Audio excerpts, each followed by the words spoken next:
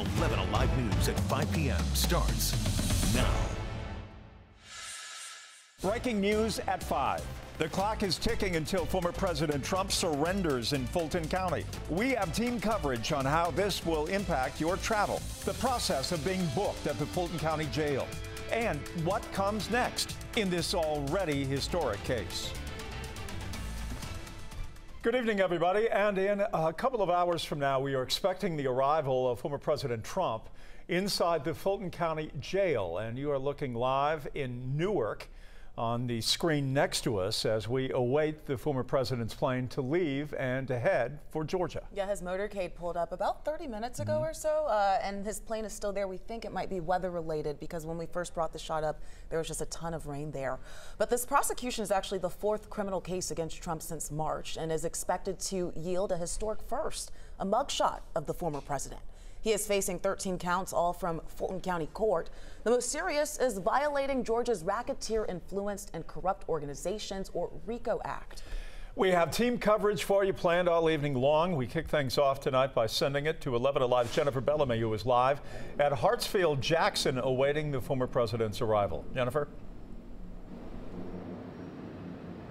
Jeff, as you just mentioned, we are expecting the former president to get into the air sometime soon to come and travel here to Atlanta, Georgia, to the Hartsfield-Jackson International Airport, just over my shoulder to the Signature Airfield, where we are expecting him to land. Now, we aren't sure exactly what time he will arrive here, but what we can tell you is within the last 30 minutes or so, we saw several emergency and law enforcement vehicles arrive to this airfield, including Georgia State Patrol and also Atlanta Police. We've seen several motorcycles and a lot of black vehicles as well. And so we are anticipating that he will arrive at some point soon to turn himself in. We don't know exactly which route he will take from the Atlanta airport to the Fulton County Jail, but we do know is that they don't expect there to be any interruptions out here at the airport. We have seen many flights taking off and landing out here, so no interruptions are expected there. Where we do anticipate there to be some interruptions, some headaches are on the highways and on the roads as the former president travels to the jail. We also know that there's a Falcons football game right now that is set to kick off at 7:30 tonight, so a lot going on in the city as the former president travels here. Andrew Wilson has been tracking those routes and what we can expect out there on the roads, Andrew. Well, Jennifer, you know, the airport is not very close to the Fulton County Jail, so this motorcade is going to have to make its way up through the city and then eventually up towards that Fulton County Jail. It's about 14.1 miles away from the airport itself. Taking a look down towards the airport again, the former president is expected to arrive at Hartsfield-Jackson. He's going to be taking off from Newark here pretty soon. The ramp closures are likely going to be an issue along the way of the route as the motorcade makes its way through, and we're thinking that it's going to be maybe one of two routes that could be possible here. It's going to make its way up the downtown connector, either west on I-20 over to Joseph E. Lowery Boulevard and then making its way up to the north, or still staying on the downtown connector closer on up towards North Avenue, where it could then cut over to the Fulton County Jail. Again, that's about 14.1 miles. Now, I'm thinking it'll likely go towards Joseph E. Lowery Boulevard. The reason why I say that is because you see how backed up the downtown connector already is, and it's likely just going to get even worse here as we get closer on to the evening commute. Also, those surface streets likely going to be really backed up there, and down near those surface streets, we'll toss things over to Molly Oak. And Molly, I understand you're over near Donald E. Hollowell Boulevard or Park. Yeah, and only about a block or two from Joseph E. Lowery as well. Now, of course, we don't know which route the former president, will take. But in addition to that rush hour that everyone's going to be dealing with, we also have the Falcons' final preseason game. So just for a certain perspective of where we are, we're about 1.5 miles from the Benz and 1 mile from the jail. We've seen this road kind of consistently getting backed up as traffic continues on through and gets stopped at this light, likely to get worse as we get closer to 6 o'clock. Now, what we do know is Donald Lee Howell intersects the two fastest routes to get there. A law enforcement officer who's worked presidential visits before says Mr. Trump would likely take one of the quickest routes. Now, I also caught up with the former DeKalb County Public Safety Director. He says even though this is a former president's visit, there are security protocols that will go into place the minute his plane touches down. It will be an event that will, in many ways, certainly halt traffic and impede traffic in and throughout the community. And it's probably best for people to make sure that they stay alerted through the media and through any other sources that they can, to not go into other certain areas, particularly during certain times of the day. Now, as for just exactly what roads he will take, that's likely not something we'll know until right before it happens. My law enforcement source says it'll be like something we've seen before with other sitting presidents who have come to visit. You see those rolling closures where they go about a mile in advance, close those roads off until the motorcade comes through. Jennifer, over to you. All right, Molly, thank you so much. And as you can see on your screen right now, this is just some of the law enforcement presence that we are seeing out here at this airfield as we prepare for the former president to make his way here to Atlanta. We are not quite sure if he will be making remarks once he departs from Fulton County Jail after that booking process, but we will be here throughout the evening to keep you updated with the very latest. Jeff and Faith, back to you. All right, Jennifer, thank you. The focal point of this case is soon going to be the Fulton County Jail on Rice Street. Yes, so that is where former president will be formally processed. His mugshot is expected to be taken. And that's also where we find 11 Alive's Ron Jones. He is outside of the jail with more on what that scene looks like out there. And I can see it looks like some demonstrators behind you there, Ron. Yeah, there's a lot of folks out here, but let me tell you something. This is what I love about our country, being a veteran and also a former first responder with the police department, is the freedom of speech, the freedom to protest. This is something you're not going to see in Russia for sure. You're not going to see it in China, and you're not going to see it in Iran. There are passionate protesters here in front of the Fulton County Jail from both sides of the aisle, and we have some video of that to give you a better perspective, because you can't really see what's happening here. There have been some flashes of confrontations where it becomes pretty intense, pretty dicey, foul language, insults from both sides. But the good news here is no violence at all, and that's what we love about that. Hundreds of protesters are now meshed in with the media, so there's a lot of folks here compressed in this area. And when you bring out more protesters, which more than likely we're going to see more as we get closer to the former president showing up here at the Fulton County Jail, when you have protesters and politics, it can cause problems, especially when it comes to security. If you look over my shoulder here, you can see that there are some barriers. We have been told anybody who steps on the other side of that barrier, whether it's a protester or the media, they're going to be arrested because the deputies are standing by. Now, that is a big issue, is security. 11 Alive's Joe Ripley is standing by to talk a little bit more about what's going to take place as more people show up here in front of the jail. Joe? For the most part here on the Jefferson Street side of the Fulton County Jail, it's quiet for the most part at the moment. We do expect that could change, especially as former President Trump is just a couple of hours or so away from making his way from the Atlanta airport here to the Fulton County Jail to surrender himself on those charges tied to Georgia's 2020 election. We also understand the jail is set to go under a hard lockdown at that time. No one in, no one out. Here on the Jefferson Street side, we've noticed an uptick, certainly a heightened sense of security and law enforcement compared to earlier in the week. Atlanta Police, Fulton County Sheriff's Office, Georgia State Patrol, and many others all helping to direct traffic and maintain the secure perimeter around the jail. Police have shut down Jefferson Street to car traffic between Marietta Boulevard and Joseph E. Lowry Boulevard. Retired Secret Service Agent Ray Moore expects interstates and roads to also shut down as that presidential motorcade makes its way here. And air traffic as well will also be at a standstill around the jail once Trump does arrive. When former President Trump comes into Atlanta to go be processed, the motorcade route that he's going to come into is going to be secured. When he arrives at the jail, there will be no one, no prisoners, anybody like that in close proximity to him. And two defendants, including former Trump Chief of Staff Mark Meadows, surrendered here at the Fulton County Jail earlier today. Bonding out did Meadows do, and there are still 8 more defendants, including the former president himself, still have the opportunity to turn themselves in by the deadline of tomorrow at noon. We do expect the president, though, in a couple of hours from now. All right, Joe, thanks a lot. So let's talk about that. The booking process, what happens when the former president shows up here at the Fulton County Jail. Rebecca Lindstrom has that side of the story for us. Rebecca?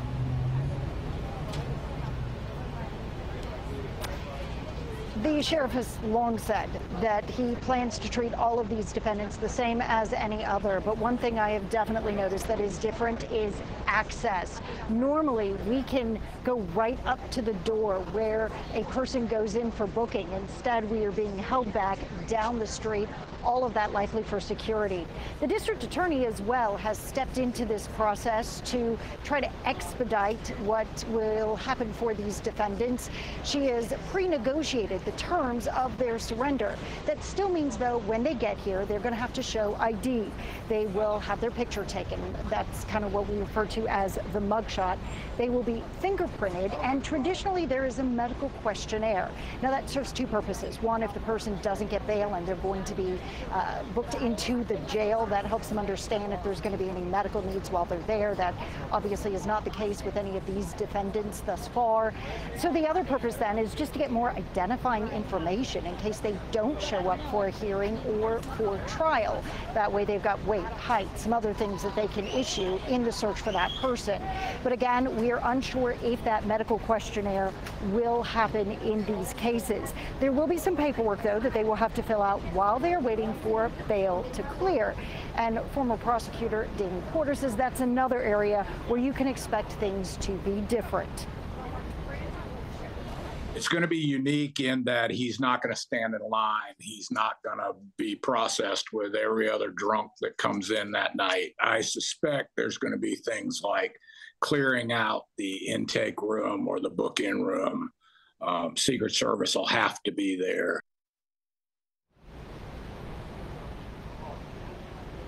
And so Mr. Trump does have bail set at $200,000. He can pay that tonight by cash or a cashier's check, or he can use a bail bondsman, as has been used. Ron.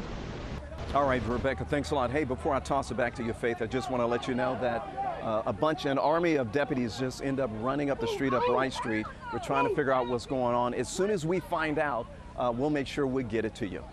Ron, thank you so much for breaking it down. And it's great to get his perspective because he was a former officer himself. So, well, before former President Trump took to the skies, there was actually a major development in that case filed by Fulton County District Attorney. And this proposal would dramatically shift the start of the trial by 5 months. 11 Alive Savannah Levins and Nick Wooten have been digging into this proposed change in the judicial process.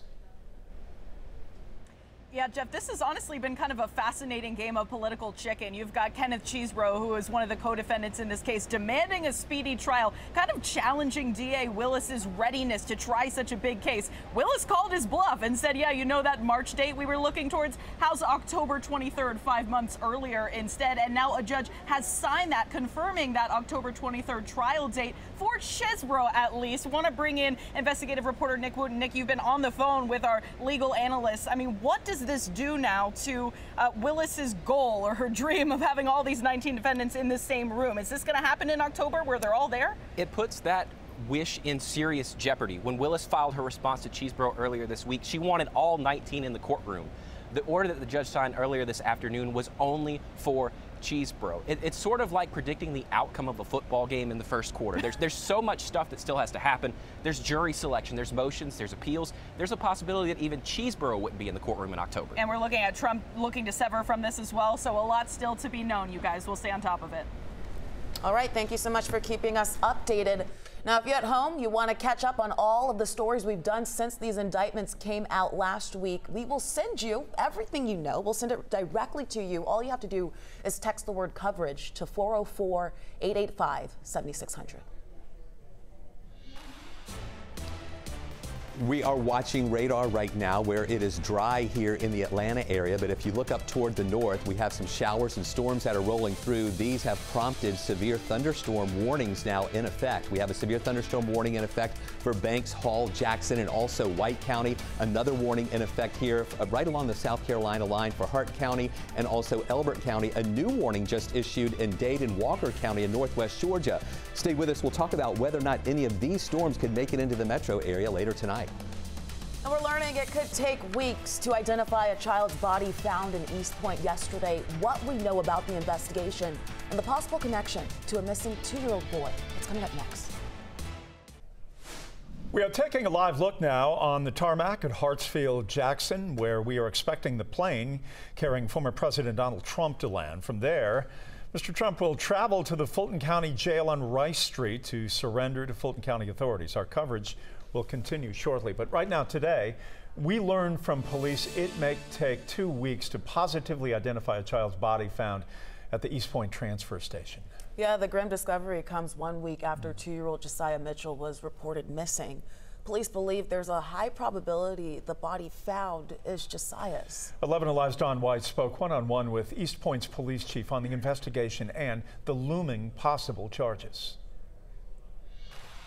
I spoke to Josiah Mitchell's grandmother on the phone today. She told me that the family wants their privacy, but they do believe the child's body found is that of the missing toddler. Josiah! A week-long desperate search weighed not only on the community, but on East Point police. It's emotional for the entire department because we were all hoping and praying that we would have found this child alive. That hope diminishing yesterday when investigators found a child's body here at the East Point transfer station. That's devastating for you. East Point Police Chief Sean Buchanan says data from Josiah's father, Artavius North's cell phone, led them to the body. By using technology, we can find out a person's location, where they've been, things of that nature. So it's just basically going through the process of going everywhere he's been, trying to look for what he could have possibly done with the child. And that's how we discovered the child. North initially reported his son was kidnapped during an armed robbery last Wednesday at the Aspenwood Apartments in DeKalb County. But police say cell phone data shows North was never in DeKalb County that night. A massive search for the boy followed. We're still trying to positively identify the child. That is our #1 goal, and then find out the actual cause of death, and that's what's next. Detectives who work this case are getting grief counseling as they wait to learn if the body found yesterday is in fact Josiah. Most of us are parents, so to see a child that age have an unfortunate incident like this occur, it's emotional because it reminds us of our own families. So a lot of people had a lot of difficulties working this case, but one thing we have to do is bring this person to justice. And that's what kept us focused. Chief Buchanan tells me he is going to meet with the district attorney tomorrow to make sure everything is in order for possible charges once the body is identified. Police say Josiah's father is their only person of interest. In East Point, Dawn White's 11 Alive News. Dry and hot here in the metro area right now, but we are tracking some showers and storms just to the north and east of us that are prompting severe thunderstorm warnings. We have this one right here where you see the polygon is shrinking up a little bit. This is mainly now for areas of Jackson County, northern Hall County, the southern parts of White County were in this just a little while ago. This warning is going to be in effect until 5:30. The main impacts from this, we've got pockets of heavy rain, a lot of lightning, and some winds to around 60 miles an hour. We're not detecting any hail out of this right now, just a good strong thunderstorms now with a core of that coming into Commerce, and then right now around Mossy Creek. That's about to move into Gainesville. This is the north end of Lake Lanier right here. So if you're on the lake right now, especially on the north end of that, you'll want to get off the lake because these strong storms are moving your way with a lot of lightning. Another warning that we have just on the Georgia-South Carolina line for Hart County and also Elbert County and a couple of counties over into South Carolina. And then this one, Dade and Walker County has prompted a severe thunderstorm warning too. But here you see we are in Atlanta. We're waiting to see if this kind of fills in a little bit and a line develops out of this. One of our models is indicating that would happen, and a couple of those could hold together coming into metro Atlanta. The Storm Prediction Center has included this part of North Georgia from Atlanta northward into a level 1 risk. So we'll be watching those storms through the evening hours tonight as they push into our direction. Right now we're at 95. We've got plenty of heat around. It's 93 in Duluth, 94 in Gainesville. So much for that those temperatures that were a little bit cooler yesterday, and we've got the humidity as well. So that makes it feel like it's in the triple digits here in Atlanta at 102, 100 in Duluth, and 102 over in the Athens area. Tomorrow, we do have a heat advisory in effect for northwest Georgia, metro Atlanta over to the east. Just northeast Georgia is not included in that. We're expecting those heat index values to be near 105 degrees. That's how your body's going to have to be working harder and harder to cool itself down. Here's that rain that we have up in North Georgia right now. And again, this model is showing this quickly moving through the metro area, but maybe a couple of these holding together as it sweeps through late afternoon from now until the early evening hours, and then drying out again tomorrow. The bigger news tomorrow is going to be the heat. We're talking about getting up to around 98 degrees tomorrow, and then 99 degrees potentially here for Saturday. So there's the hottest part of the 7-day right there for tomorrow and Saturday. Then we're back down to 94 Sunday. We do see the rain chances at 20% Sunday, Monday and Tuesday, about a 30 to 40% chance for some of those showers. That will help bring the temperatures down into the 80s, hopefully drying out Wednesday and Thursday, depending on a potential tropical system in the Gulf. We'll talk more about that in our next half hour. Stay with us. More to come after the break. All right, moments ago in Newark, New Jersey, former President Donald Trump, his plane taxiing for takeoff and now on his way toward Atlanta. He should arrive here in about 2 hours from right now. We want to check in with Ron Jones, who is live right now from the Fulton County Jail on Rice Street. Ron? Yeah, that's right, Jeff. So, right before the break, we talked about a dozen deputies ran up Rice Street. Some protesters ran that way as well. There was some type of confrontation or commotion going on. The deputies just left there. No one was in handcuffs. That's good news. There's a lot of action taking place right here where I am standing, but the impact is going to be felt, I believe, within the GOP party. 11 Alive's Doug Richards has that part of the story for us tonight. Doug? So Donald Trump is certainly the most popular living figure still in the Republican Party nationwide. There are some Republicans in Georgia who view his scheduled surrender today at the Fulton County Jail as a bit problematic for the party's near-term future. First off is my voice might not mean much, but he needs to drop out of this race. T.J. Dearman is the former chair of Jackson County's Republican Party. He says he voted for Donald Trump in each presidential race, but regrets his vote now for Trump in 2020. And what we saw was a sitting president at the time, now former president, lose an election, and like a spoiled little child, he lashed out. He undermined our institutions, and now he's being held accountable. Dearman says Republicans who embrace the rule of law should embrace the surrender of Trump to Fulton County authorities and his prosecution in court. It's now almost become routine. It's like, oh, Donald Trump has another indictment. Jason Shepard is a former chair of Cobb County's Republican Party who also supported Trump during his 2 presidential runs. Now he says Trump and his supporters have fractured the party. Donald Trump and sort of the MAGA crowd within the party have also segregated themselves off. And so I don't know how much it really hurts the Republican brand. Obviously it does damage, but it's so siloed in this with Trump and sort of his entourage that I don't know how much it affects the Republican Party in a broader sense. Shepard says that the Republican Party is actually pretty well poised to win the presidency, perhaps not in 2024, but in 2028, after a second term for Biden expires or potentially a second term for Trump expires as well. Live in Midtown, Doug Richards, 11 Alive News. All right, thanks a lot, Doug. So we've been hearing a lot about the protesters right here. Coming up later in the broadcast, we're going to hear directly from them. 11 Alive's Bo Beth Yates has been walking around, navigating through the crowds, getting their opinion about what's taking place. Guys? All right, Ron, thank you so much. We'll come back to you. All right, coming up, the indictment process against President Trump has taken a historic step. We are looking at what happens next. That's when we come back. Right now at 5:30, we continue to monitor the arrival of former President Donald Trump to the Fulton County Jail. 11 Alive's Jonathan Martin now joining us to explain when exactly Mr. Trump is expected to arrive. All right, now Mr. Trump, we know, boarded his flight to Atlanta from Newark just about an hour ago, and he's expected to fly into Hartsfield-Jackson International Airport, and from there he will travel by car to the Fulton County Jail, which is about a 14-mile trip. Now, we do have the video from just moments ago in Newark as Trump Force One took off for Atlanta. Atlanta. Now, once he arrives at the jail, he will then be processed, meaning he will be doing a cash bond and then be fingerprinted. Now, as part of the process, the former president will also be getting a mugshot. A lot of people waiting to see that. And the process is expected to last about an hour and a half. Meantime, Trump supporters gathered at the Fulton County Jail today. They've been gathering all day, in fact, waiting for the former president to surrender. Many protesters were upset with Fulton County Sheriff's deputies where they were pushed back a bit. They tried to move them and set up some barricades. Now, the deputies said that they are just trying to keep the street clear and safe for everyone. Also, another development today, just hours ago, District Attorney Fani Willis filed a motion to the Fulton County Superior Court seeking to move the trial for Trump and his 18 co-defendants up to October, so that's just in a couple of months. She initially, you might remember, planned to try the case in March.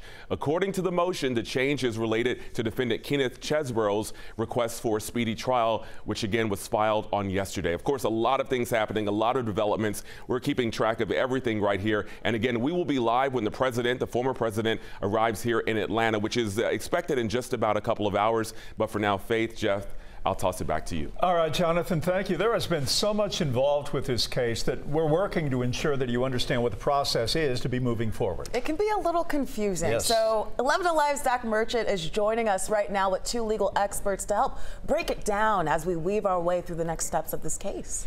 Guys, you are absolutely right. There is a lot to keep track of in this case. I want to introduce you to BJ Bernstein and John Meixner, two legal experts.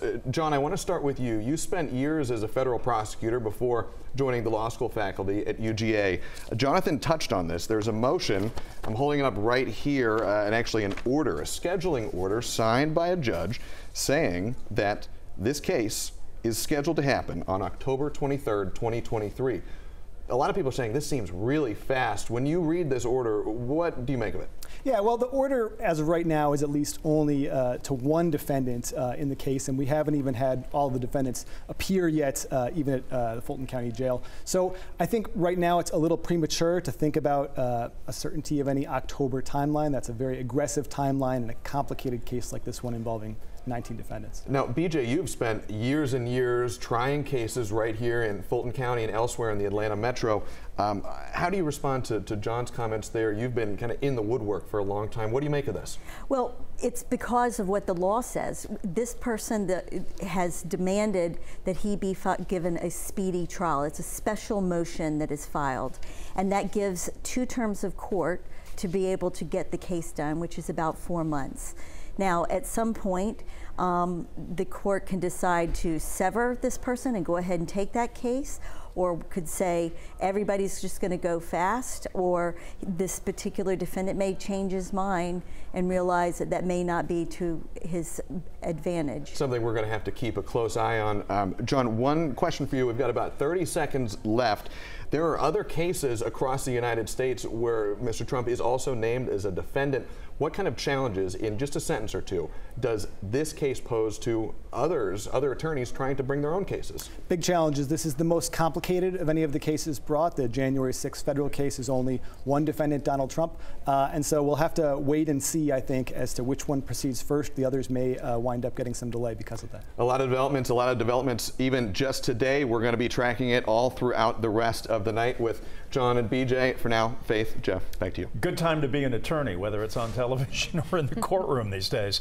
We want to go back outside to Fulton County Jail, and 11 Alive's Ron Jones with more on former President Trump's arrival. Yeah, that's right, Jeff. So as I pointed out earlier, there's like hundreds of protesters out here meshed in with the media, hundreds of media as well, because you have folks from all across the country, some from different parts of the world as well, waiting for the former president to show up. So that's here, right? But there's a huge impact in the neighborhoods that we cannot see from neighbors who are used to a quieter environment. 11 Alive's Bobeth Yates has more on the impact there. Bobeth.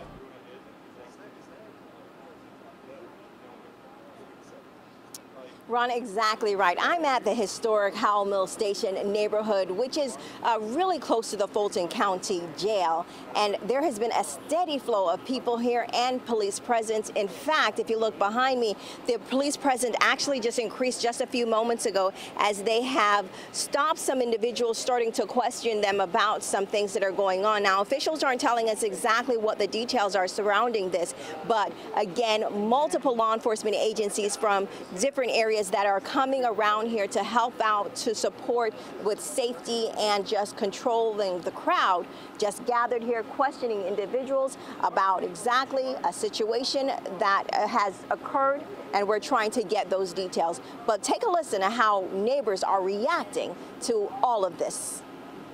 I expect this because I think that's what the mainstream media wants you to think, is that people don't support him, and they do. Jenny Mangin is among the about 100 Trump supporters who have flocked to the area around the Fulton County Jail on Rice Street to show their support for the former president, calling the gathering a MAGA fest. But people who live nearby aren't loving the increased attention around their community. My neighbor is quiet and nice and comfortable, but right now there's so much traffic. I just come back from my children's school, and I don't know what's going on here. In addition to traffic, there's also multiple road closures and a heavy police presence. Dozens of media organizations have also staked out positions along the roadway. My sister couldn't go to work because of all the hoopla, but she works down the road, so she works on a computer anyway. So, but other than that, no, God's got it. I'm not worried about it. Not worried about what's going on here because God's going to bring it all out.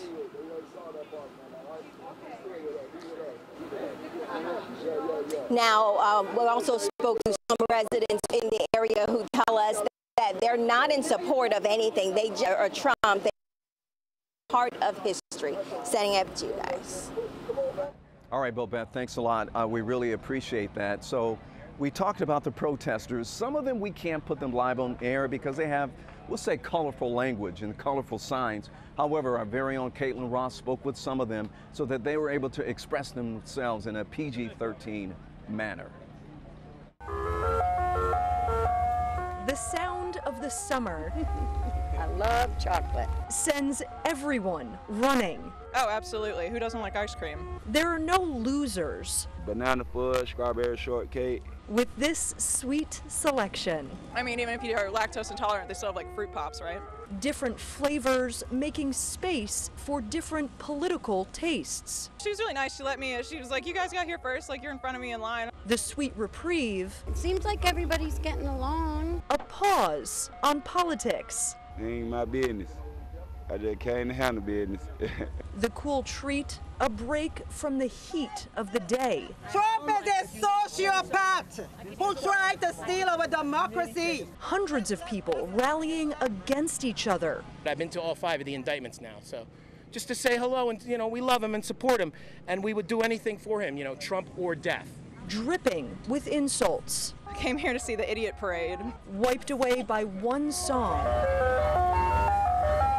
Then we heard the ice cream truck, and I was like, well, there we go. Have to have it. That unites us all.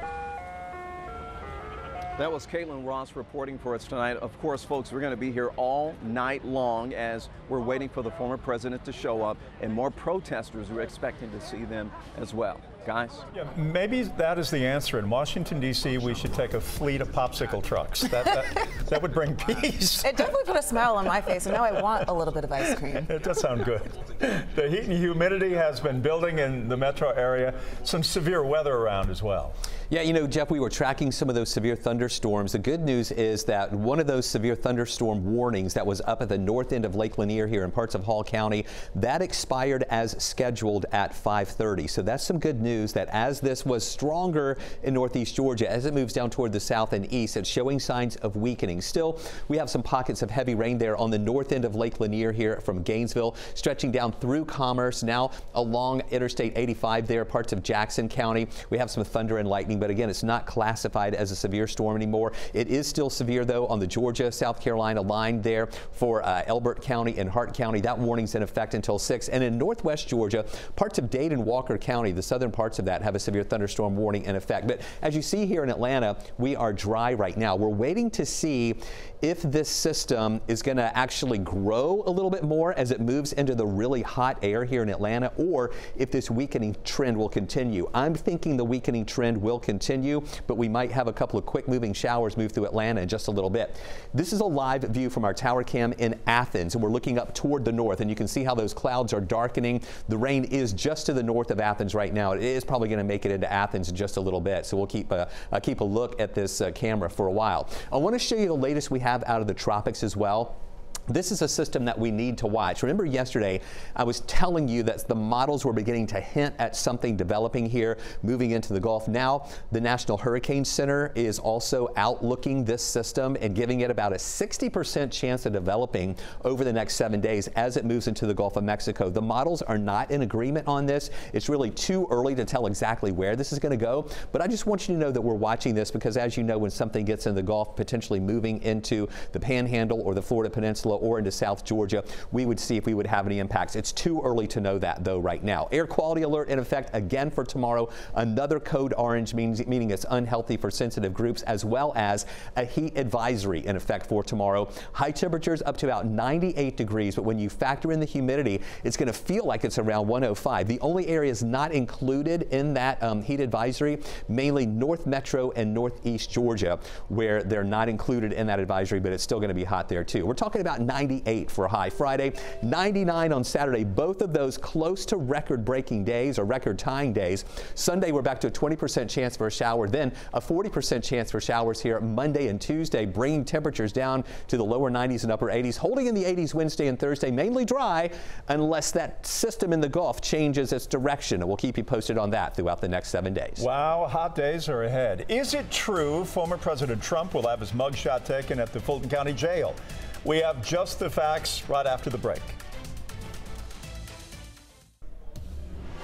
We have seen several mugshots trickling in as defendants turn themselves into the Fulton County Jail. And we know former President Trump will be there soon, but will we get to see his mugshot? 11 Alive's Palacero joins us now to verify the information for us. Yeah, guys, you may have seen this. The hashtag Trump mugshot has been trending all day on X, formerly known as Twitter, so many people are wondering the same thing.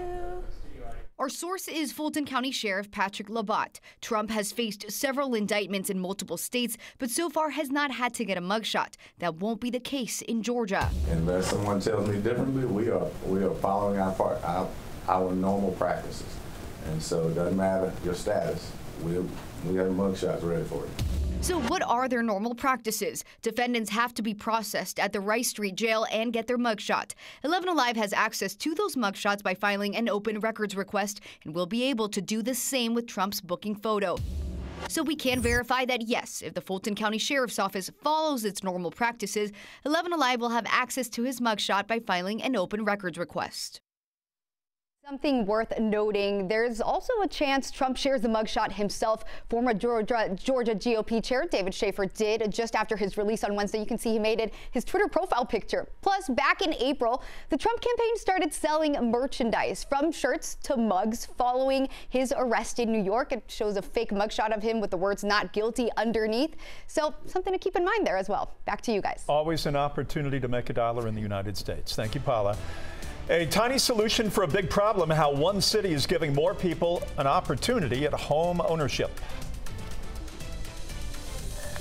Dry and hot here in Atlanta, but we're tracking some showers in northwest Georgia and to the north and east of us. Some of those still prompting severe thunderstorm warnings. We'll let you know if any of that will make it into the metro area later tonight. All of the houses in College Park's tiny home community have now been sold, and residents are now saying due to the market, buying one over renting is saving them thousands of dollars. 11 Alive's Teresa Bowles has an update on how the neighborhood is coming along and is giving us an inside look.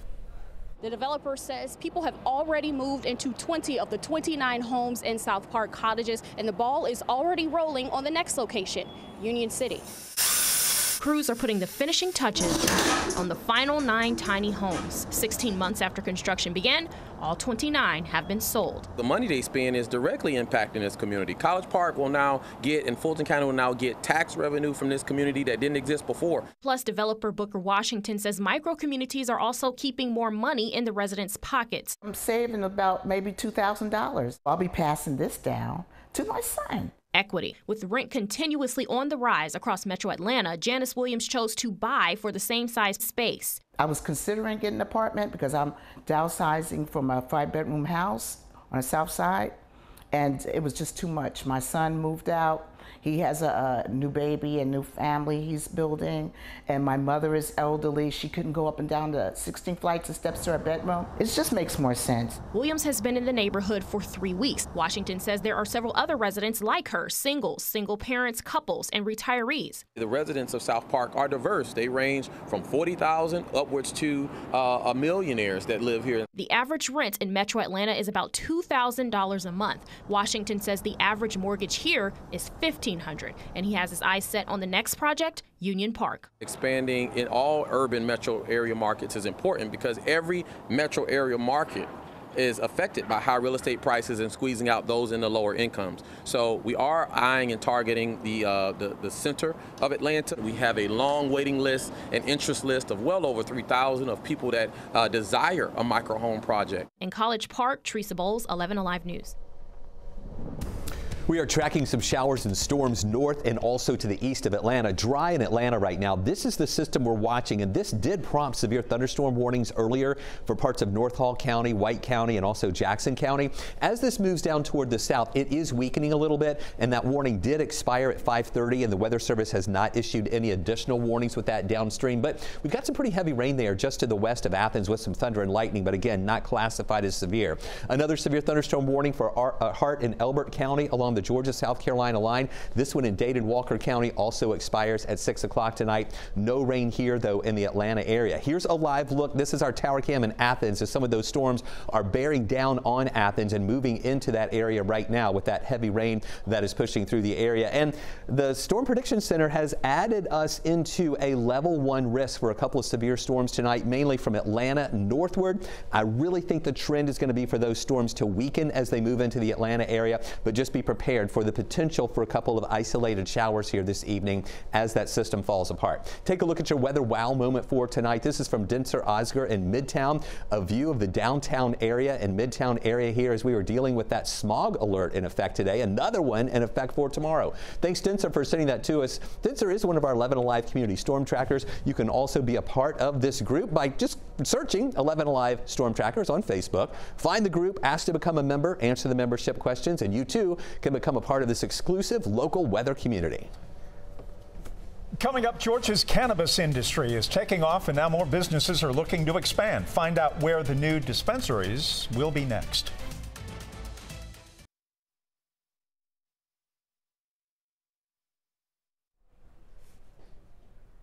The medical marijuana industry is blooming in Georgia. The state commission approved 3 more dispensing licenses with 2 locations here in Atlanta Metro. Here is the breakdown. 2 licenses were approved to the company Botanical Sciences. They plan to open 2 dispensaries, one in Chamblee and one in Stockbridge. State commissioners also approved a 3rd license to Trulieve, Georgia, which plans to open an outlet outside of Augusta. For most cases, the history of the law can usually guide us, but the indictment on trying to overturn Georgia's results in the 2020 election will take us into uncharted territory. An Emory law professor spoke to our Cheryl Preheim about that. There's quite a bit that's uncharted here. A former president, a frontrunner, being tried in a state court on a RICO case is just unheard of in American history. So pretty much everything we're going to see starting next week is going to be new territory and precedent setting. So the window is quickly closing for the deadline for all the defendants to turn themselves in. It must be by noon on Friday. What happens if someone doesn't make that deadline? Shortly after the deadline, a warrant would be sworn out for their arrest, and wherever they are, they'd be arrested, and it doesn't really matter who they are. And to see our coverage explaining the charges the 19 defendants are facing and what happens next after they surrender at the Fulton County Jail, text coverage to 404-885-7600. Still ahead at 6, wheels are up and former President Trump is on his way to Atlanta to turn himself in at the Fulton County Jail. We have live team coverage of what to expect when he steps foot on the ground at Hartsfield-Jackson.